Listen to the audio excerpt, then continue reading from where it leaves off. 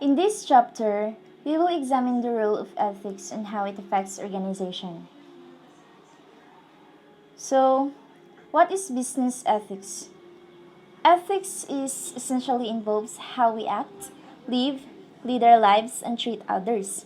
It is our choices and decision-making processes and our moral principles and values that govern our behavior regarding what is right and wrong is part of ethics. So, ethics is how we live, how we act, the moral principles that is more concerned with what is good for individuals and for the society. Ethics can be normative ethics or business ethics. First is normative ethics. Normative ethics refers to the field of ethics concerned with our asking how we should and ought we live and act. So, it is more concerned with what is morally right and wrong, that also includes moral rules for what ways of life we should be like. Next is the business ethics. It is applied ethics that focuses on real world situations, the context and the environment in which transactions occur. It business ethics are policies and practices of the company that includes trading, the corporate social responsibility or the CSR. It also provides basic guidelines that businesses can choose to follow. It is very important in management so that employees can make better decisions that increases productivity and overall employee morale. It also serves as their guide to run a successful business. So, we will present an overview of the dimensions of business ethics at different levels. First is the dimension of ethics in the individual level. At the individual level, a person's values and beliefs are influenced by family, community, peers and friends, local and national culture, society, religious, or other types of communities and geographic environment. In organizations, an individual's ethical stance may be affected by peers, subordinates, and supervisors, as well as by the organizational culture.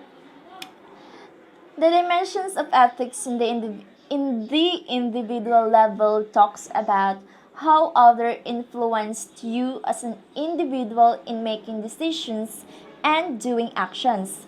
So, in an organization, it includes various guidelines and principles which individuals decide how to behave at the workplace and how they adapt on the environment inside the organization.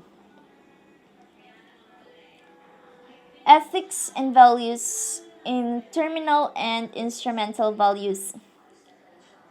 It is values that make up an organization's culture and an individual's motivations. Ethical values are now considered among the most important. It is considered as the most important in order to gain trust among their customers and also for the community. It is values can be values can be powerful and motivating guides for individual, group, and organizational behavior. So, values in the organization serves as a guide on what you do at work, like behavior of employees as well as the decisions within the organization. So, there are two types of values.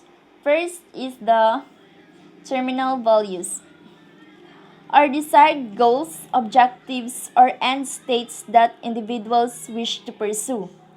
Terminal values are values that what we think that is most important or the goals of a person, what he or she would like to achieve during his or her existence.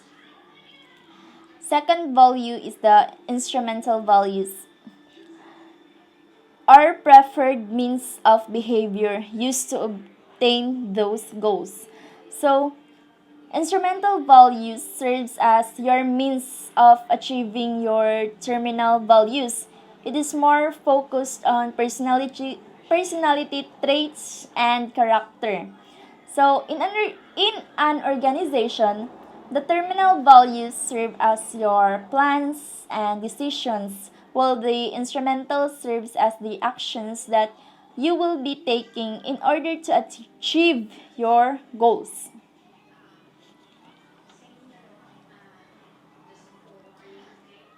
Next is the ethical principles and responsible decision making.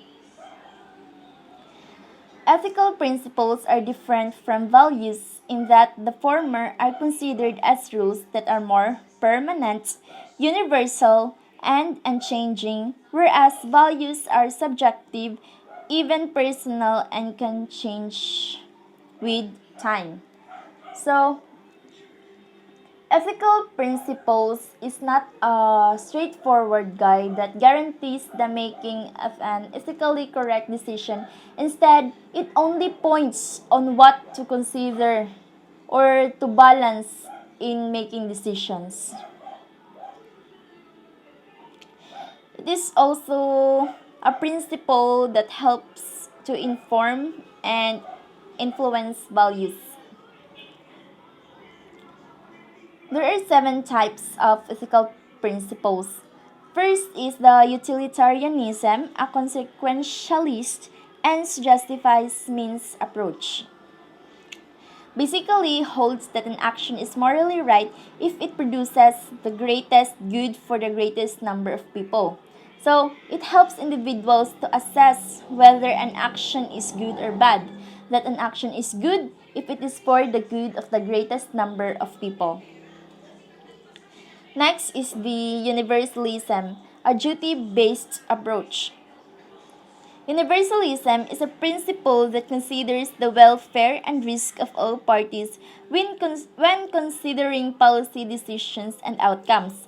Also, needs of individuals involved in a decision are identified as well as the choices they have and the information they need to protect their welfare. It is all about consistency with this approach. There is no question about the decision to be made. What is right for one should be right for all.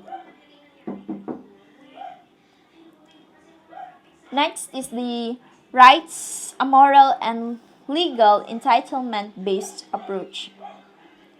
This principle is grounded in both legal and moral rights. Legal rights are entitlements that are limited to a particular legal system and jurisdiction. So it is more on the equality. As with universalism, can always be used when individuals, groups, and nations are involved in decisions that may violate or harm such rights as life, liberty, the pursuit of happiness, and free speech.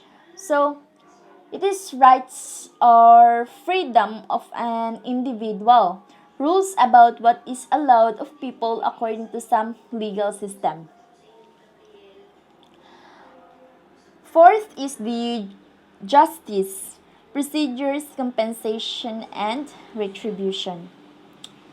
First is all individuals should be treated equally. Of course, all of us deserves to be treated equal. Justice is served when all persons have equal opportunities and advantages through their position and offices to society's opportunities and burdens. Fair decision practices, procedures, and agreements among parties should be practiced, and punishment is served to someone who has inflicted harm on another, and compensations is given to those for a past harm or injustice committed against them. This principle has at least four major components that are based on the benefits that involve the questions of who decides who is right and wrong and who has been harmed in complex situations, giving what he or she deserves, or it can be setting fairness, quality, Next is the virtue ethics, character-based virtues. This principle is related to universalism. Is based on character traits such as being truthful, practical wisdom, happiness, flourishing, and well-being. It is to understand and live a life of moral character, and people will more likely to make right decisions or choices when faced with challenges. Next is the common good. Is defined as the sum of those conditions of social life which allow social groups and their individual members relatively through and ready access to their own fulfillment. Common good refers to the facilities or materials that the member of community provide to all members of the organization to fulfill their obligation. Lastly is the ethical relativism, a self-interest approach. Ethical relativism holds that people set their own moral standards for judging their actions. Only the individual's self-interest and values are relevant for judging his or her behavior. Moreover, moral standards, according to this principle, vary from one culture to another. It is not really a principle to be followed because in ethical relativism, there are no universal standards or rules to guide the morality of an act since each one of us have our own moral standards for judging every actions, but it also affects job satisfaction and performance.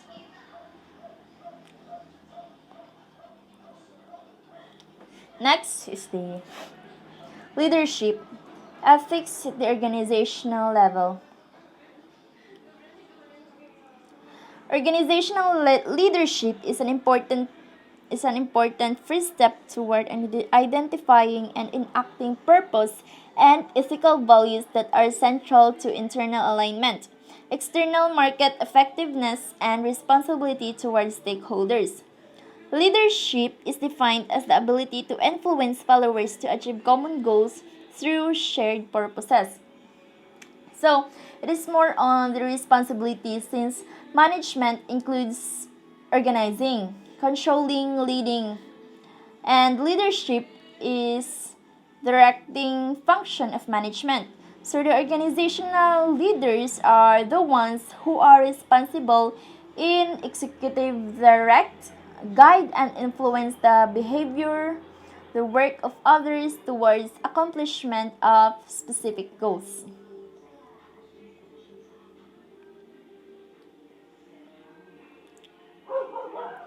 So, there are characteristics that an organizational leaders should possess.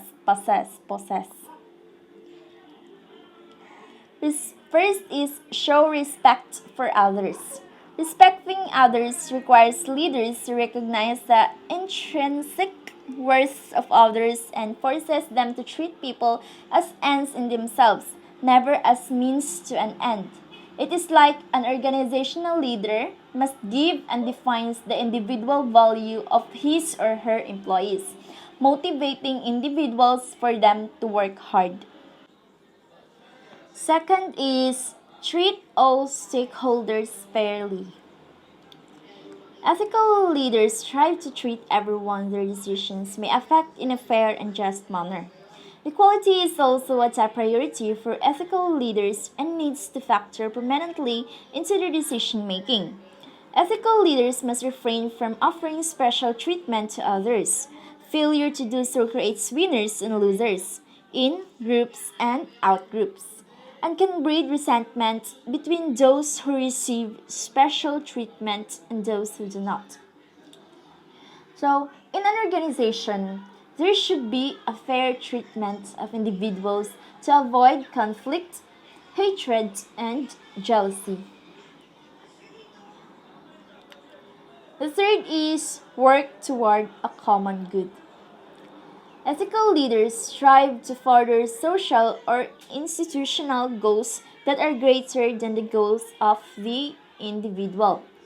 This includes team building that may improve the welfare of others to build a stronger relation among individuals.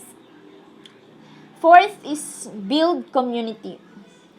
When an ethical leader focuses on the needs of others rather than the self, other people will often follow suit.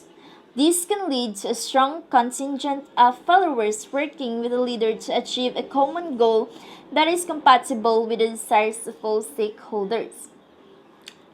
Bringing people together, practice toward the creation or enhancement to do good to everyone, helping those who are in need, and with that, people will follow you.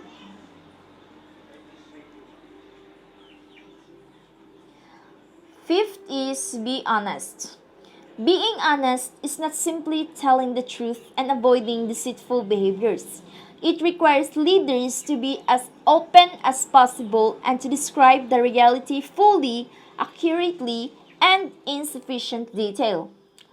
So, being honest is one of the most important things that a person, especially the leaders, that should characterize. Being honest, being sincere, and being open for everyone. A good leader does not lie to each comrades, but being able to persuade individual by telling the truth, not the lies. Next is stewardship and servant leader styles. Effective leaders and followers who lead by example and demonstrate virtuous practices while demonstrating successful practices are more numerous than the media or press reveal. Being able to serve in each individual talks about commitment to personal growth towards others to achieve change or goals that improve collective rather than individual welfare. But there are also dark side of an organizational leadership. First is the ethical blindness. It is not paying attention on ethical issues. Next is the ethical muteness. It occurs when people witness unethical behavior and choose not to say anything. Next is ethical incoherence. They say they value responsibility but reward performance based only in number. Fourth is the ethical paralysis. Not able to act according to their responsibility from being lack of knowledge. Fifth is ethical hypocrisy. Most in touch on other people's wrongdoings but suffer from amnesia when it comes to their own mistakes. Six is ethical schizophrenia. I didn't know how to read this one, but they act one way at work and another way at home. Next is the ethical complacency. They believe that they can do no wrong because of who they are. Those are the dark side of an organizational leadership.